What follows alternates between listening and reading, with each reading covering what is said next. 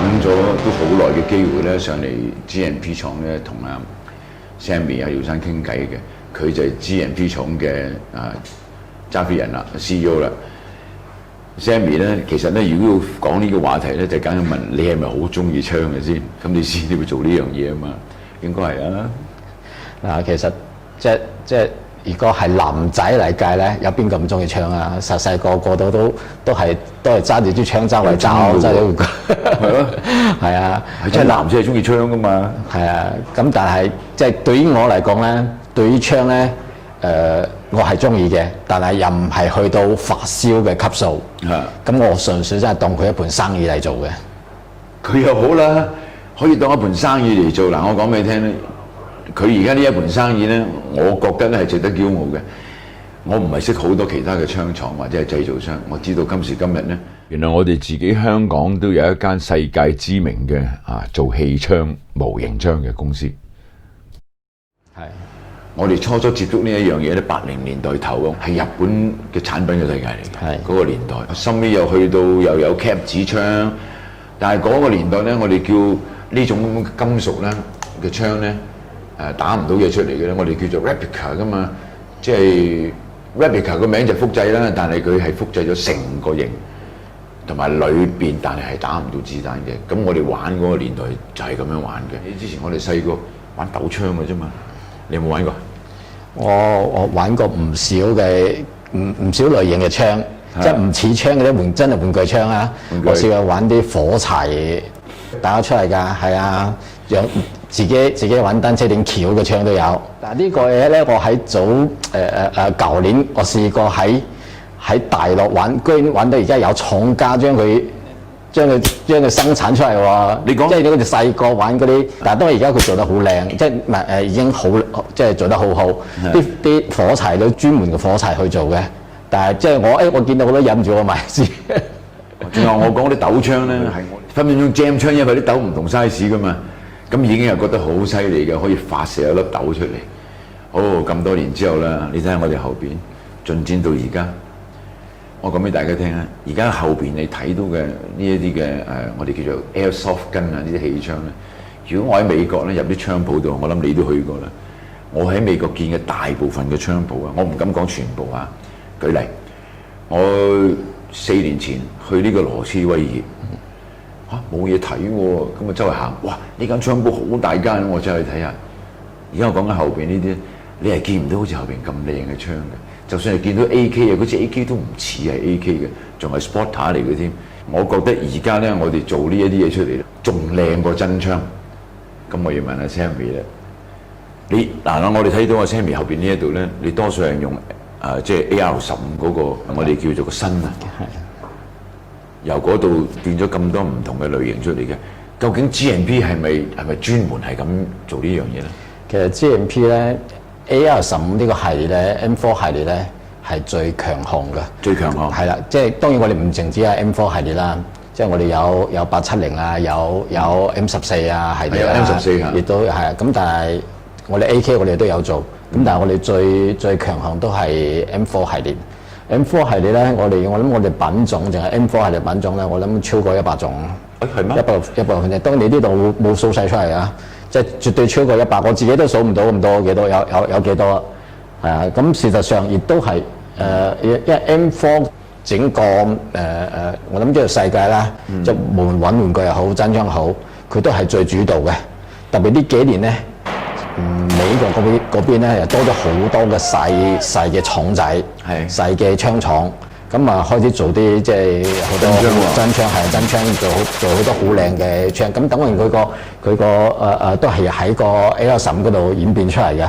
咁啊多咗唔同以前可能得翻幾間大廠嚟去可能 Coach 啊、Leis 啊呢幾間大廠。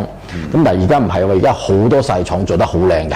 特別喺我諗呢10年內咧，多咗好多呢啲咁嘅做得好靚嘅細廠。我哋講嗰一支有個叫做 Jailbreak 嗰個嘴咧，廠就 SAI 啦。喺 Vegas 嘅呢一個人，即係佢做呢一個。佢公司喺 LA 嘅，但係佢廠咧就好似喺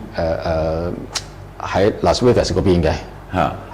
因為我睇到佢嘅嗰個印啊，係寫住 Las Vegas 嘅。係。你睇呢支槍咧，都已經開始即係你見唔到 M16嘅前邊嗰個三叉啊，見唔到晒嗰啲嘢嘅。咁同埋點解要 jailbreak 咧？點解要加嚿咁嘅嘢喺度咧？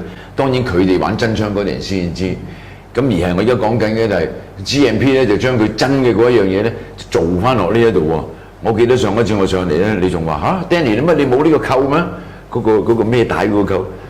我俾兩個你啊！哦係真槍嘅呢啲扣，即係而家呢啲嘢咧，除咗條槍管啊，同埋嗰個波我哋唔係講係真嘅。係所有嘢都可以交換嘅，同真槍係冇錯冇錯。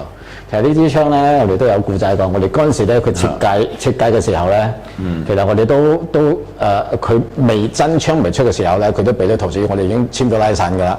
咁啊，基本上我哋真槍嘅玩具咧，幾乎都係同步咁上市嘅。咁即係話，如果喺 Vegas 嗰啲槍跟 show 啊，即係一齊㗎咯喎，可以。係冇錯，所以我哋嗰陣時咧都一路修改，因為佢真槍咧嗰個設計咧都不停咁樣一路喺度修改嘅。係啊。咁我哋有啲設計，我哋後尾發覺唔妥嘅地方，原來真槍亦都修改咗啦喎。咁我哋都要修改啦。咁係啊。因為我見到好似好多有啲地方結構上面唔係好合理。係啊，所以亦都搞咗一段時間，搞到我諗頭尾搞咗1年㗎都。講開即係話拉繩咧。我相信係真嘅，以前咧係冇㗎。係以前買譬如日本啊嗰陣時嗰啲咧，而家我哋講點解我會咁樣講咧？因為當我去美國嘅時候咧，我俾佢充公咗我38支槍。佢一拎起咗我一支 Beretta，佢問我點解有支咁嘅槍？我喺街買玩具嚟嘅喎，佢好似冇得駁你㗎嘛。咁但係咧，佢就用一樣嘢嚟駁我。佢話呢支槍係 Beretta，佢話你點解？即係你而家呢一支槍咧係侵犯呢個 Beretta 版權嘅，我都唔關我事㗎，係鋪頭買啫嘛。佢話你有冇證據證明呢間鋪頭係同 Beretta 攞咗個 license 嘅咧？咁即係話你夾硬要充公我啲槍嘅啫。講翻呢度後面有咁多種類嘅嘢喺度，如果你俾 license 去做嘅話，呢度係一個好大嘅費用嚟嘅喎，係咪？係話如果我好似呢支咁，我夾有203喺度嘅，咁呢一種嘅款係咪要俾呢一個嘅 image 嘅 license 俾佢嘅咧？其實基本上每間廠都要俾嘅，每間都要俾。係啊，即係你只要打翻佢哋嘅品牌咧，都要俾啦新鮮飛嘅。咁即係話咧，而家你場上面呢啲槍咧，全部真槍係有呢個款嘅，大多數都有。大多數都有嘅。當然啦，有段時間咧，我哋又設計翻我哋自己 GMP 自己設計嘅款式啦，好似呢啲咧，全部都係就真槍冇嘅。咁我哋自己攬嘅款式出嚟嘅，係啦。咁呢款式咧，因為早幾年我講過有好多細廠咧，咁即係做 AR-15嘅細廠啦，咁佢哋都已經演變到五花八樣啦，所以而家啲玩家已經冇以前追求，我一定要同真嘅每一件嘢一模一樣。咁有段時間，所以變得我哋嗰段時間早幾年咪可以做翻設計翻自己嘅槍款出嚟啦。咁但係呢幾年又個潮流又翻轉頭，又要跟足真槍嘅款啦。所以而家又再做翻啲真槍跟足真槍款嘅槍啦，即係個潮流又唔同，好似我哋玩 Airsoft 咧同時裝一樣嘅，即係唔同時候啊，有啲經典嘅款就永遠都係一路經典嘅，咁亦都有啲新潮嘅款，有啲潮流嘢，譬如有時會跟電影啦，跟電影啦，跟新聞啦，或者係跟而家現役部隊用緊嘅嘢啦，基本上3個途徑。而家講潮啦，嗱。槍就分2種，一個經典就可能越戰嘅款式，最經典最舊嘅舊款式，最經典嗰啲就幾時都唔拗嘅，好似越戰嗰啲咯，係啦，嗰啲就永遠都會有人中意嘅，係啦。咁另外一種就叫做潮流嘅嘢，潮流嘢就係有啲新嘅牌子，突然間呢段時間，呢隻牌子好紅，呢間廠好紅，佢有支設計咗支槍出嚟，啲人覺得哇呢支槍好靚。好 hit， 咁我哋又會做啦，又會去申請呢啲 license 啦。咁有啲係受電影影響啦，或者新聞呢輪嘅新聞，咁啱好多新聞都鋪咗啲支槍出嚟喎，咁又會紅啦，咁第3就係現役部隊用緊嘅啲嘢，通常現役嘅嘢咧都係會 hit 嘅嘢，都係比較 hit 啲嘅。你講呢個咧，就我記得以前 Glock 17咧，就因為美國發生咗咁嗰啲事之後咧，個 Glock 17就出名咗啦。